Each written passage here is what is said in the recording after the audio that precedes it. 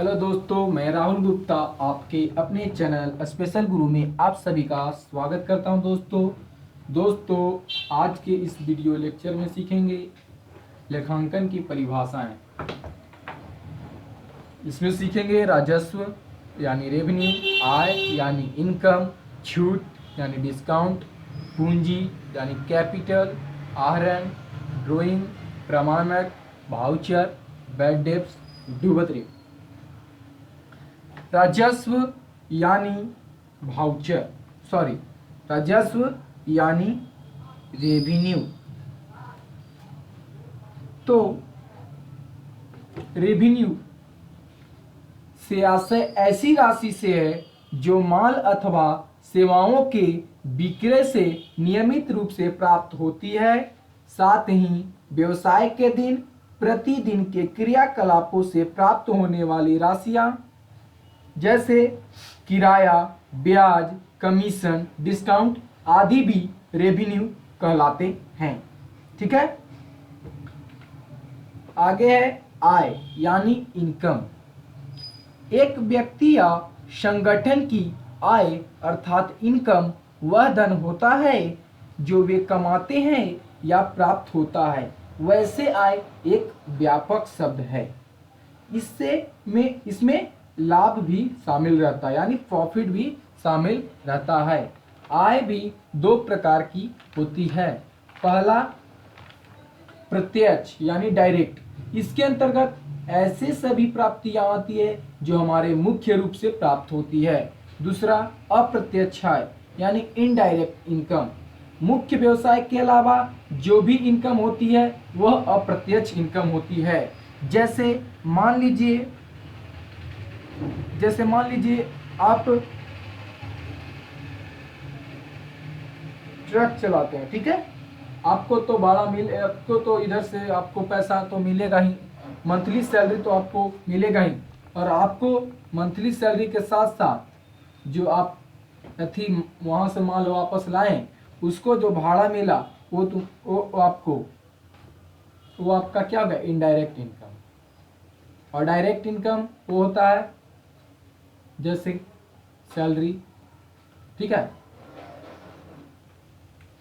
अब देखिए छूट क्या है यानी डिस्काउंट। व्यापारी द्वारा अपने ग्राहकों को दी जाने वाली छूट या रियायत को ही डिस्काउंट कहते हैं।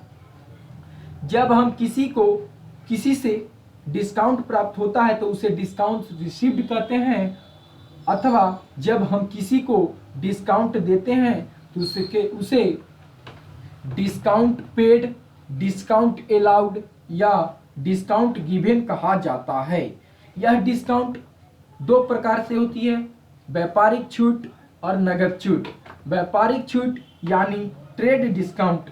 व्यापारी माल बेचते समय ग्राहक को माल के मूल्य में कुछ राशि कम करता है या बिल की राशि में से कुछ राशि कम करता है।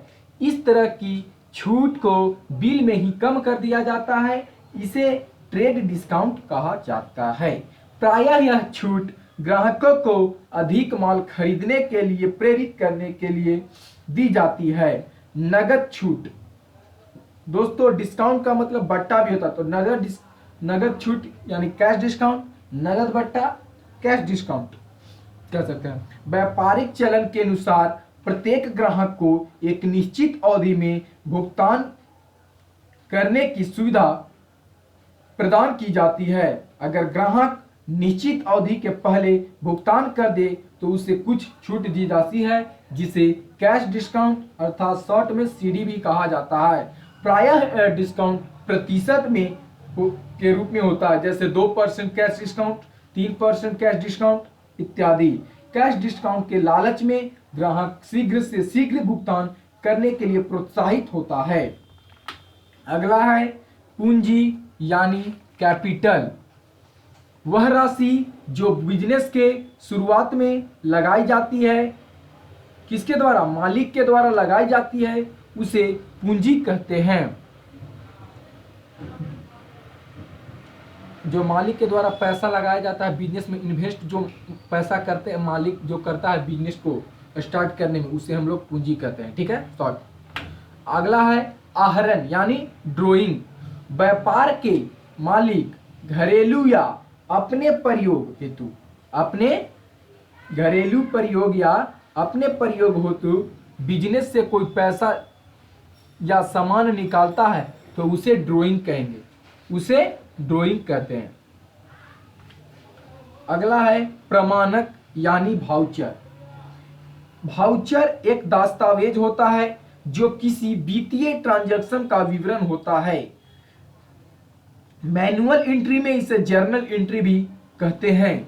भाउचर में सभी बिजनेस ट्रांजैक्शन पूर्ण के साथ रिकॉर्ड किए जाते हैं। यहाँ हम टैली में उपलब्ध उपयुक्त भाउचर के माध्यम से व्यवसायिक ट्रांजैक्शन का हिसाब किताब रखने की प्रक्रिया समझेंगे। मतलब भाउचर जो होता है टैली में जो लेन देन, जो दिन प्रतिदिन बिजनेस में लेन देन जो होता है, उस एंट्री को करने के लिए जो टैली है, टैली ERP9 जो सॉफ्टवेयर है, उसमें उसको लेन देन को भाउचर कहते हैं। ठीक है, वही कहा है।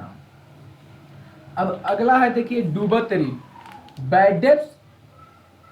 जैसे मान लीजिए आपके पास मेरा पैसा बाकी है, आपका पैसा मेरे पास बाकी है, हम पैसा नहीं दिए, आप 10 बार मांगे 20 बार मांगे, हम नहीं दिए, फोन नहीं उठा रहे हैं, तो उसको हम डूबत ऋण यानी बैड डेब्ट्स कहेंगे। इसको परिभाषित करें तो